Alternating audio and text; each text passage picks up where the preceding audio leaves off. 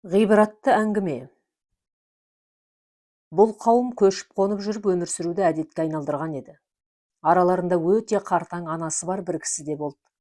Анасы жасының үлкендігі себебінен ара-тұра алжып, есін жоғалтып, перзентіне қатты жабысып алатын да, одан айырылғысы келмейтін.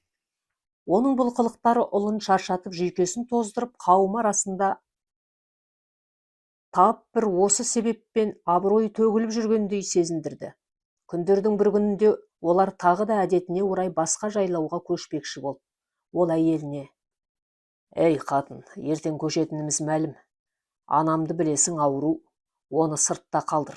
Біреу көріп қалса рахымы келіп, алып кетер. Жасы да кексейіп қалды, жол жүруге де жарамайды. Әбден мез етті. Оған біраз жейтін тамақ пен ішетін су қалдыр. Біреу-міреу көрсе өзімен алып кетер. Яки ажалы жетсе өлер», деді. Әйелі: «Дегеніңіз болсын қожайын, алаң болмаңыз, айтқаныңызды артығымен орындаймын», деп жауап берді.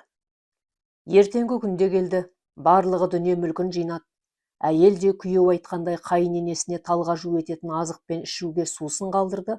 Сонымен көшпелі қауым керуенімен жаңа жайлауға қарай бет алып кете барды. Олар күннің жарымында тынығу үшін тоқтады. Анасын ескі қоныста қалдырған кісі әйелін шақырып ұлын жанына әкелуін сұрады. Оның жалғыз ғана 1 жасар ұлы бар еді. Ол ұлын өте қатты жақсы көретін. Жиі еркелетіп, құшағына алып, маңдайынан иіскейтін. Әйелі оның сұрағына үндемеді. «Ұлымды алып кел дедім ғой саған», деп зекіп қайта сұрады.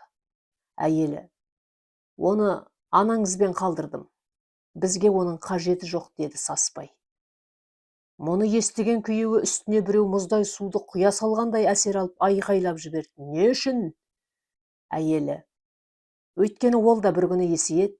Анаңызды елсіз ескі қонысқа қалдырғаныңыз тәрізді, ұлыңыз да сізді тастап кетеді. Сіздің істеген ісіңізді қайталайды. Мұндай перзенттің бізге керегі жоқ», деді жайбырақат. Әйелінің бұл жауабы оған найзағай түскендей әсер етті. Атын жүгендеп ескі қонысқа қарай шаба жөнелді. Көшкен қоныстарына қас қарайған шақта келіп жетті. Әдетте дүйім жұрт көшсе, олардан қалған құтқан нәрселердің арасынан тамақ іздеп жабайы жыртқыш аңдар келетін. Жан-жағына қарағаны сол, бір шетте анасы оның ұлын бауырына қатты қысып алған, екеуін шабуылға дайын тұрған бір топ аш бөрілер қоршап тұр екен.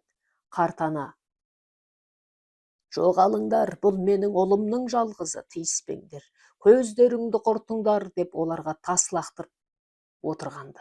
Мұны көрген кісінің жүрегі өрекпіп, қолына мылтығын алды да бөрілердің бірін атып, сұлатып түсірді.